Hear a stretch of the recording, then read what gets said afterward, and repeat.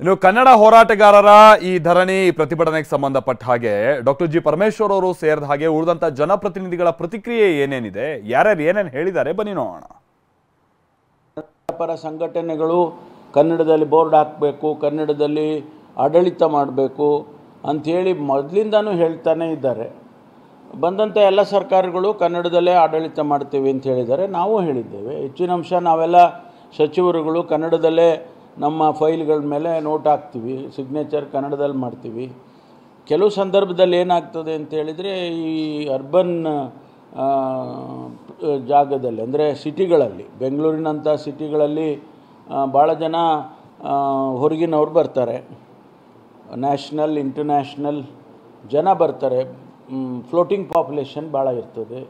ಅವರಿಗೆ ಕನ್ನಡದಲ್ಲೇ ಇದ್ದರೆ ಅವ್ರಿಗೆ ಗೊತ್ತಾಗೋದಿಲ್ಲ, ಕಷ್ಟ ಆಗ್ತದೆ. ಅದಕ್ಕೋಸ್ಕರ ಕನ್ನಡನೂ ಬರೀಬೇಕು, ಇಂಗ್ಲೀಷು ಬರೀಬೇಕು, ಎರಡೂ ಭಾಷೆ ಇದ್ದರೆ ಒಳ್ಳೆಯದಾಗ್ತದೆ ಅಂತ ಆಡಳಿತದ ದೃಷ್ಟಿಯಿಂದ, ಬೇರೆ ಏನಿಲ್ಲ. ಅದರಿಂದ ಅದು ಅವ್ರು ಕೇಳ್ತಾ ಇರ್ತಕ್ಕಂಥದ್ದು ಕನ್ನಡದಲ್ಲೇ ಇರಬೇಕು ಅನ್ನುವಂಥ ಪ್ರಶ್ನೆನ ಕೇಳ್ತಾರೆ. ಎಲ್ಲ ಮಾಡ್ಬೋದು, ಅದರದ್ದೇನು ನಮಗೇನು ತೊಂದರೆ ಆಗೋದಿಲ್ಲ ಕನ್ನಡದಲ್ಲಿರೋದ್ರಿಂದ. ಕನ್ನಡವನ್ನು ಗೌರವಿಸ್ತೇವೆ, ಕನ್ನಡ ಭಾಷೆಯನ್ನು ಗೌರವಿಸ್ತೇವೆ. ಸರ್ಕಾರ ಈಗಾಗಲೇ ಕನ್ನಡದಲ್ಲಿ ಆಡಳಿತ ಮಾಡಬೇಕು ಅನ್ನೋದನ್ನು, ಅದಕ್ಕೆ ನಾವು ಬದ್ಧವಾಗಿದ್ದೇವೆ. ನಿಧಾನವಾಗಿ ಸರಿ ಹೋಗುತ್ತೆ.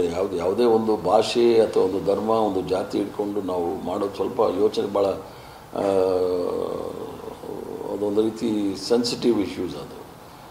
ಅದನ್ನು ಭಾಳ ಸೂಕ್ಷ್ಮವಾದ ವಿಚಾರಗಳು. ಇದನ್ನು ನಾವು ತೆಗೆದುಕೊಳ್ಬೇಕಾದ್ರೆ ಜನಸಾಮಾನ್ಯರಲ್ಲಿ ಅಥವಾ ಸಂಘಟನೆಗಳಲ್ಲಿ ಚರ್ಚೆ ಮಾಡಿ ನಾವು ಅವರ ಅಭಿಪ್ರಾಯಗಳನ್ನು ಜನಸಾಮಾನ್ಯರಿಗೆ ತಿಳಿಸಬೇಕಾಗುತ್ತೆ. ಸರ್ಕಾರ ಈಗಾಗಲೇ ಹೇಳಿದೆ, ಆಗಲೇ ಮುಖ್ಯಮಂತ್ರಿಗಳು ಸಹ ಹೇಳಿದ್ದಾರೆ, ಕರ್ನಾಟಕದಲ್ಲಿ ಕನ್ನಡವೇ ಪ್ರಮುಖ ಅಂಥೇಳಿ. ಅದನ್ನು ಎಲ್ಲರೂ